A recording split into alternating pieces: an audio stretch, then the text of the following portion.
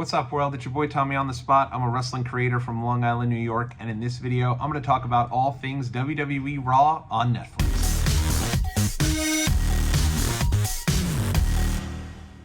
What's up, world? It's your boy Tommy on the Spot for Watch Along Wrestling. Thanks so much for checking out the video.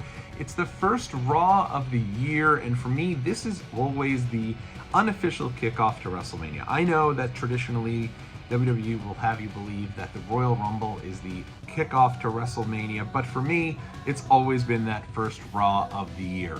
You think back to last year, for example, Jinder Mahal returns instead of The Rock, and then eventually, obviously, The Rock returns, a little bait and switch from WWE, but that segment really meant so much because that's when The Rock did his whole deal about sitting at a bar, sitting in a booth, or sitting at the head of the table, really kickstarting his entire involvement in the WrestleMania storyline. I even take it back to 2000. The Big Show is your world champion going into the first Raw of 2000. Remember that? Like, if the whole world ended going into 2000, the Big Show would have been the WWE champion at the end of the world. Just crazy. But he loses that belt, first Raw of the year. Triple H wins the title, and that really sets him and Stephanie McMahon's McMahon-Helmsley era really to the stratosphere of them eventually holding the title and having their whole feud with Mick Foley, and then eventually The Rock through that entire spring for WrestleMania 2000 and then beyond. And of course, I wouldn't be remiss, WWE Vault just put the clip up this morning. The first Raw of 2002, I was at this show, the big return of Triple H, really setting the stage for his return at the Rumble, and then eventually his inevitable win over Chris Jericho for the world title. So, first Raw of the year has always been a big deal for WWE, but let's not kid ourselves, this year is even bigger and more pronounced because it is the premiere of WWE on Netflix, and it's a huge deal. And we talked about this. It's crazy. I remember doing a video about this. I'll put it in the archives talking about WWE on Netflix. And for me, one of the reasons I was always excited about this, a couple of reasons. Number one, you're going to be able to get the WWE Raw replay on demand. Just boom, there it is. It's there, ready for you. You can't watch the show live. It's going to be there right afterwards. And hopefully they'll also have a rewind feature. I don't see why they wouldn't. They've done this in the past for some of their live shows. So hopefully if you're jumping in late, you'll be able to rewind to the beginning and then go from there. On top of that, you're also not going to be held to the same standards. And Triple H recently talked about this when he was on the SI Media podcast. WWE is not going to be held to the same standards of, oh, we're out of time, we got to get everything in. It's funny, for years, if you're like me, I think we all thought WWE Raw in 3 hours was too long, right? You know, you'd have your pay-per-view for 3 hours, and the next day you'd have a Raw for 3 hours. It felt like a little bit much. But I will say that I think they've conditioned us for so long now to expect that 3-hour Raw that 2 hours felt like too little. You know, it almost felt like you were missing something with 2 hours. I think they had become so used to having that 3 hours to let things breathe and make sure they got as many superstars on the show as possible, that with it only being 2 hours, I don't think they were able to accomplish as much as they usually had. I think some of the matches were a little shorter than we've traditionally been used to, and it's been, honestly, I think what Triple H said about it being, 2.5 to 3 hours, having that sweet spot, I agree for a TV show. I always think, it should be 2.5 to 3 hours certainly for Raw. SmackDown, I think, has always been 2 hours. So actually 3 hours for SmackDown this past week felt a little weird.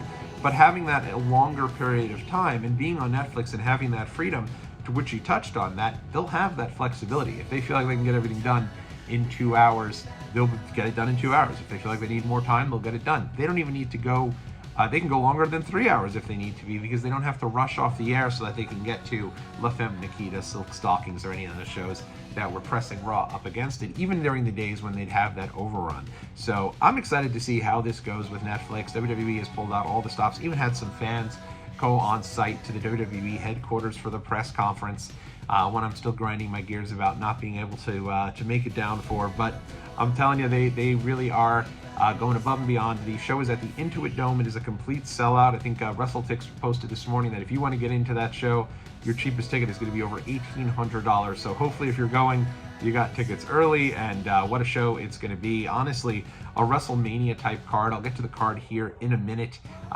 It is really a show that they have stacked, and they've gone above and beyond to make sure this is the biggest show they possibly can bring to Netflix. And I have a small trepidation on that. I'm brought back to the first episode of NXT on the USA Network back in 2019.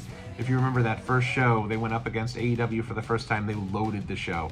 Multiple title matches. Matt Riddle in the first match, I think it was against Adam Cole for the world title. They had an incredible match, and it felt like, wow, NXT was awesome. It was great to be there. And I remember I had tickets to that initial NXT, and I couldn't make it down to Florida for some reason. So the next week, I went down instead. And instead, the show the following week was totally nothing. Like, there was not much of anything on that show. All the stars you saw in the week 1 were not there week 2. So I'm a little trepidatious that maybe they've done too much on this first show. But again, the good news here is that it is kicking off the year and on the road to, they have Royal Rumble coming up. They have a Saturday Night's Main Event coming up before that. Obviously, this will be the kickoff of the John Cena Farewell Tour. You're going to have Elimination Chamber from the Toronto Sky Dome coming up in the beginning of March. And then obviously WrestleMania 41, which I think is being set to be one of the biggest WrestleManias of all time, if not the biggest, from Las Vegas. So it's going to be a lot of fun, and I'm excited to watch the show tonight. Plan to watch it live, hopefully be on with all of you when the show wraps up. And so let's jump right in. Let's talk about all of the matches that are being promoted for this show. Starting, of course, and it's interesting, you can make a case that 3 of these matches that are on this show could have been WrestleMania matches. I for sure thought, and I'll start with Tribal Combat here, Roman Reigns versus Solo Sikoa for the Uafala necklace. This is a match that I really for sure thought was going to be a WrestleMania match. They've been building this up for so long. I've always said that I think the biggest mistake they've made with Solo Sikoa is that he doesn't get too many wins. Love the guy. I feel like he's really improved his game. I think his matches are solid. I think his promo work has gotten much better, and I think if they really wanted to make that new bloodline, that legitimacy of the new bloodline, I think you put him over Cody Rhodes at SummerSlam, give him the title. I know Cody's QB1, and Cody's been working that schedule as the champion, but I don't think there would have been any harm to his reign to have him lose that title to Solo. Even if he gets it back at a later time, I think Solo getting that win would have done even more so to legitimize that new bloodline and give a reason why Roman Reigns and the Usos had to come back together to go against them over on War Games. But unfortunately, Solo has gotten many losses. Lost that match at SummerSlam, lost the rematch cage match on SmackDown, lost the War Games match against the Bloodline. So he's had a lot of L's. And so this match here, I do expect is probably going to be it feels like the end of Roman Reigns and Solo. I think it was always, in my opinion, I thought you bring this out to WrestleMania and you have Roman finally get back the Uafala. I do think Roman is going to get back that Uafala. To me, the biggest story coming out of this is the first televised match for Roman Reigns in several years. I really think this is the last one. They did tease the Raw after WrestleMania 39 for him to have that tag match where it was Cody and Brock against, I think it was him and Solo. And instead, Brock turned on Cody, kind of setting their feud up. They never really had a match. So for him to have a match on a TV shows how much they really are trying to pull out all the stops here for this premiere on Netflix. I do expect Roman is going to get the win and win the Uafala. Obviously, The Rock is lurking. I don't know if he's going to be making an appearance here or where he'll be making an appearance on the show, but I think that's going to be, obviously, he'll have his presence felt. And I think because of that, I do expect that this match will be your main event of the evening, which is surprising because also on this show is a match that they've been open about, the fact that it was going to be one of the main events for WrestleMania 40, and of course is Seth Rollins versus CM Punk. If there's ever going to be a match here, one thing with WWE that in this Triple H era they've done a good job at is not doing the schmaz finish, not doing your DQ finish. But I feel like if there's ever going to be a match that's going to have that type of finish, it's this match right here. It just feels like there is so much more they can do with this match. I expect a lot more out of these two down the road, and I honestly could still see this being one of the WrestleMania 41 matches. And so, in all honesty, I expect good things coming out of this match. I'm going to go with, for the first match, I think you're going to have CM Punk get the win here, and I think that's going to really kind of build Seth Rollins now to become a lot more darker and probably more towards that heel side of things. So I'll go with CM Punk getting the win over Seth Rollins. Can't wait for this one, though. This match, a lot of real-life heat between the two. Obviously, they're both pros, but they've both been not the most complimentary of one another, even behind the scenes. And then, they have that scalding promo on the last week's Raw, which was the last Raw of the year. I had made the joke amongst friends and said they waited till the last Raw of the year to have the promo of the year, as I do think that promo battle between CM Punk and Seth Rollins was absolutely incredible and did a lot to build up to the match. And I think in terms of matches You could put this one on last. Instead, I can honestly see them opening the show with this match and then it closing with Roman and Solo.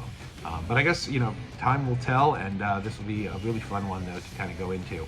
Another match I thought was going to go all the way out till WrestleMania, but is happening right here. Of course, being Liv Morgan defending the Raw Women's Championship against Rhea Ripley.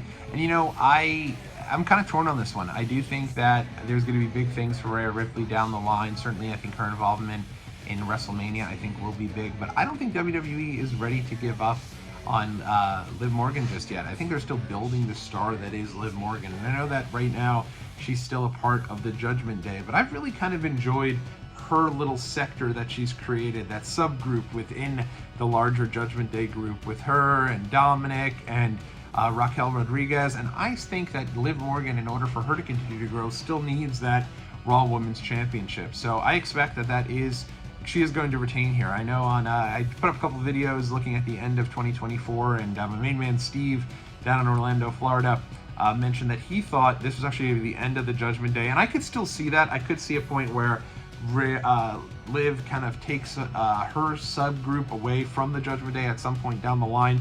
But I do think that right now Liv needs that title much more than Rhea does. Rhea's star is so big that I don't think she needs the championship. And I could really see the impending return of Becky Lynch at this particular match and in this moment here to go up against Liv at a later time. If you've seen, obviously, this isn't a huge kept secret.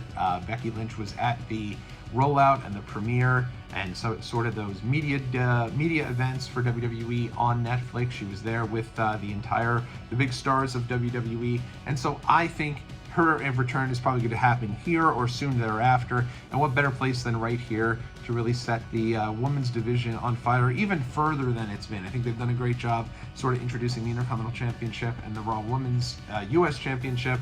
But at the same time, you could certainly never do any harm by having Becky Lynch back in the mix. It'd be great to see her, and I think that is going to happen right here. But I guess more to come, but my prediction is that Liv Morgan actually retains the Raw Women's Championship. Also on this show, of course, is going to be the return of John Cena to kick off his farewell tour in 2025. It's one of the things that it's like you feel like there's so many different pieces and variables going into the year, whether it be CM Punk and his whole story arc here with Seth Rollins. You've still got Roman Reigns and that whole bloodline story. Obviously, Cody Rhodes is your champion, Gunther the champion on Raw. So there's so many different players, but now we're adding John Cena back into the mix pretty much full time for all of 2025. He's already declared himself for the Royal Rumble, but this will be his official return to WWE to kick that off, and I'm very excited for it. I was a little trepidatious with it only because I do think the last time Cena was around for a few months, he didn't do much. Summer of 2021, I think he had pretty solid matches, at the house shows and on the dark matches, and then obviously the match with Roman Reigns at SummerSlam, I think, is an underrated classic. I thought it was really well done. His last run, though, felt kind of bizarre. It felt like he was just kind of there as a host. He did a couple tag matches. He got utterly destroyed by Solo Sikoa, and I just did not think that was the best use of him. So I'm excited, though. It does feel like he's going to take this real serious. Wants to end this chapter of his wrestling career with WWE, and we'll have a good year to really let it sink in and go through everything.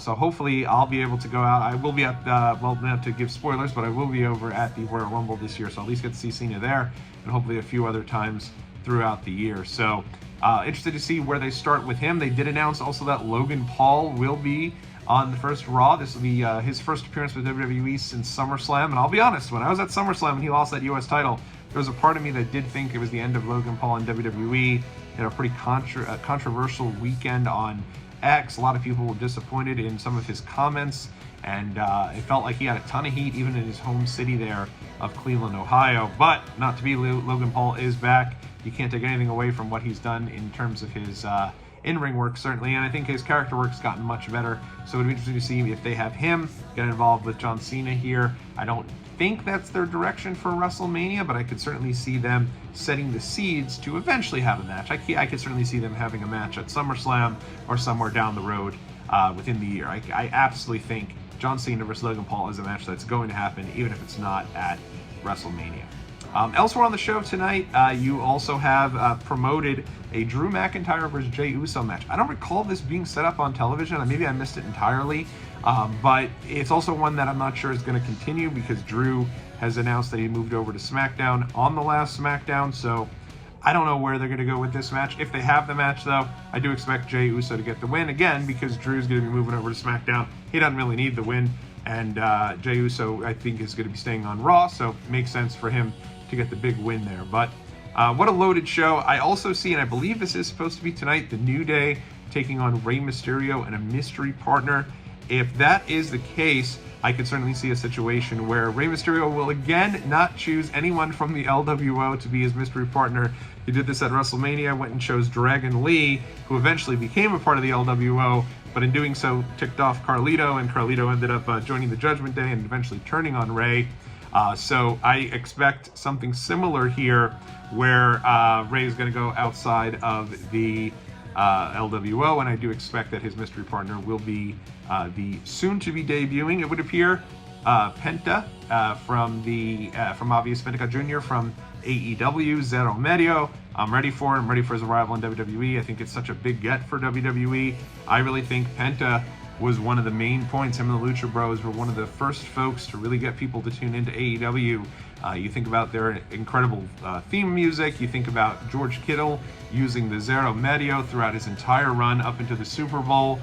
So I do think this will be exciting to see what they do with Pentagon Jr. in WWE. Hopefully he does get to do a lot of what he does do, and it'd be great to see a big debut for him tonight if that match is happening. I don't think they confirmed that that match is tonight, but whenever it is going to come out, I do think that will inevitably and at some point be Pentagon Jr. to be the partner of Rey Mysterio.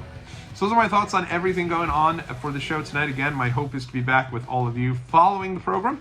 But let me know what you're most excited for in the comment section below. Are you excited for Raw on Netflix? You think this is too much, or are you feeling like, kind of I am, where it feels like it's WrestleMania here on the first Monday of the year? So let me know, and we'll be back real soon. Happy New Year to everybody, and I will catch you all in the next video.